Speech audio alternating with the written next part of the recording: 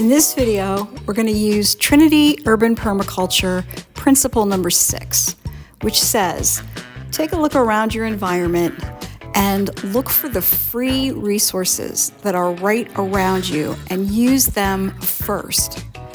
What we've got to do is train our eyes to see resources in what we might formerly have looked at as garbage. So that's what we're going to do in the next few minutes here. Try and see some resources in something that maybe I would have thrown away in a different life. I no longer need my bed. So even though I can throw it away in my local garbage, they will accept it. I've decided I want to use my eyes and see what resources I can harvest from it first. Let me show you. It may surprise you.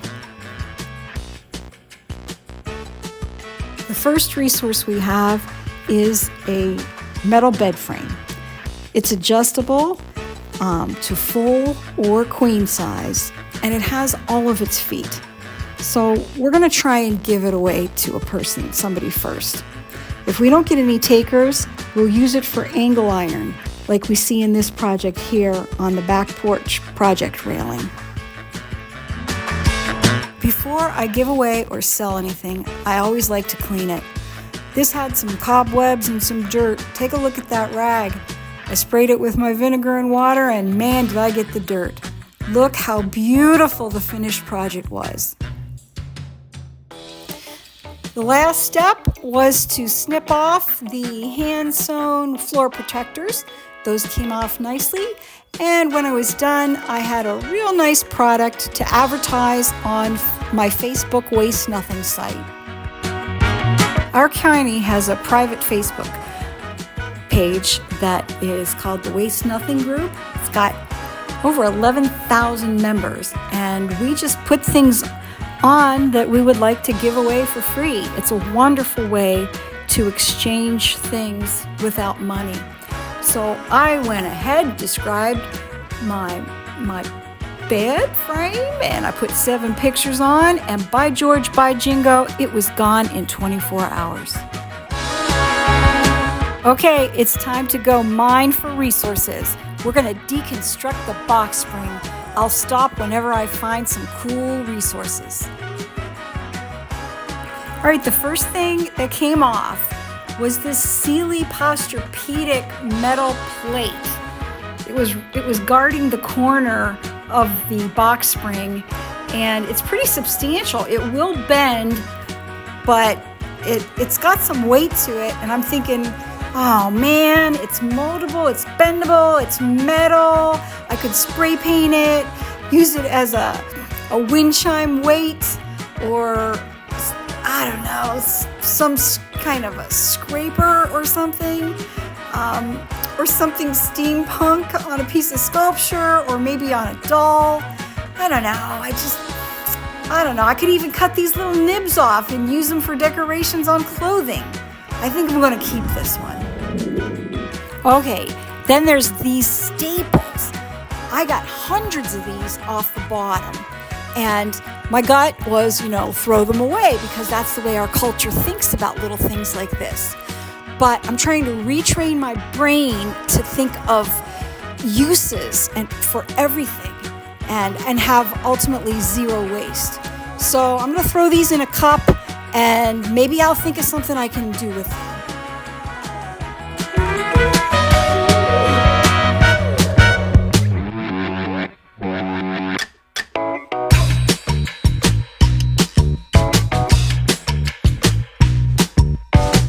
Okay, now I found this little piece of lint / maybe cat hair, I'm not sure, and I'm wondering, this could definitely go in the compost. Zero waste.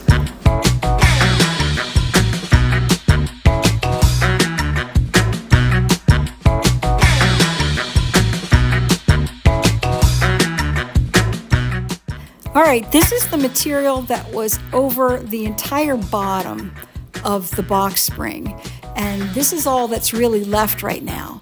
It's I don't think it's organic. I don't think that it can go into the compost. I think it's some sort of synthetic. But I'm really shooting for zero waste. So what can I make out of this? What could I use this for? There's just a little bit, just in like a nice fistful. Then I got the idea, use it as stuffing, like maybe in a small stuffed animal. So yes, it's going in the stuffing bag. Okay, the next thing that's coming off is the quilted covering for the box spring. And when I got that off, I was surprised. There weren't any holes in it. It was in really good shape, and it was kind of huge. So I was thinking, man, I got to save this. This would make a great drop cloth for painting or for laying over furniture that I didn't want to get dusty or dirty. Drop cloths are incredibly expensive. If you go to Lowe's or Home Depot to buy one this size, it was 74 inches by like 94, something like that. So I just had to keep it. This was a 1/4 inch thick padding that was underneath the quilt. Oh my gosh, this can be used in so many different things. I am definitely keeping this. Here is a corrugated piece of metal that was used as a support on top of the wood. And I just can't pass this up. It's a little bit, rusted or tarnished, but I could see this being used in my metal shop, so we're definitely keeping this. All right, the wood is attached with little nails. Okay, so I'm gonna see if I can pry it off. I think my pry bar is gonna work on this.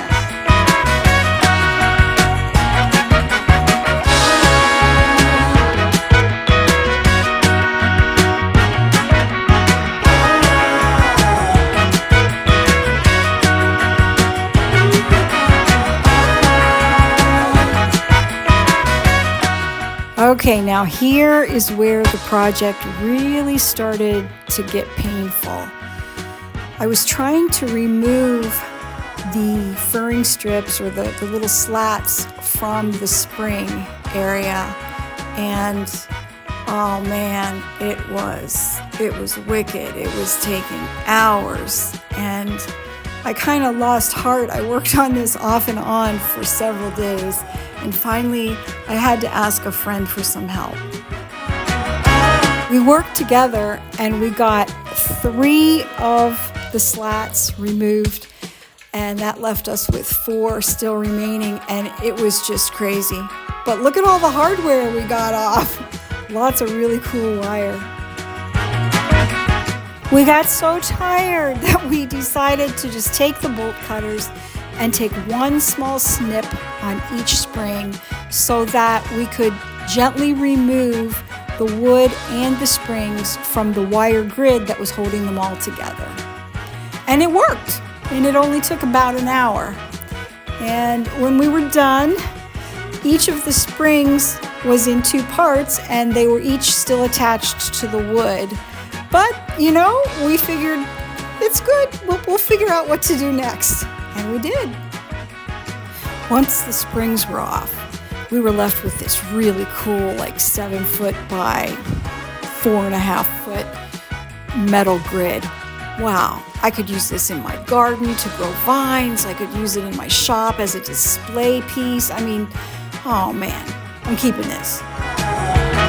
Thank God for flux welders and for friends who love to help me weld. We decided that we could tack weld pretty easily all those springs back together, and that's exactly what we did. Neither one of us was real sure what we were doing, but we had fun, and when it was all done, it didn't look too bad, actually. Here, take a look. I've decided, upon lots of reflection, that these would make really cool light strips. So I'm going to paint them all black, and then I'm going to wrap beautiful tissue paper around so they look a little bit like Chinese lanterns, and stick some LED lights inside. And when we're done, I can mount them in the storefront somewhere, and by George, by Jingo, no one's going to believe they came from the box springs of my bed. Well, that's it for this video. Stay tuned. We'll see what happens with the actual mattress soon.